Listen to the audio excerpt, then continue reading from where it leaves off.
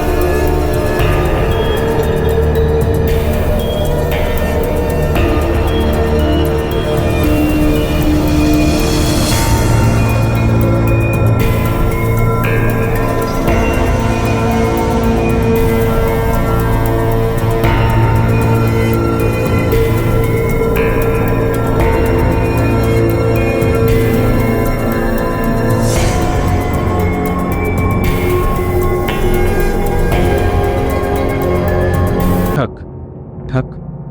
राहुल ने हिम्मत करके पर्दा हटाया। बाहर वही औरत खड़ी थी।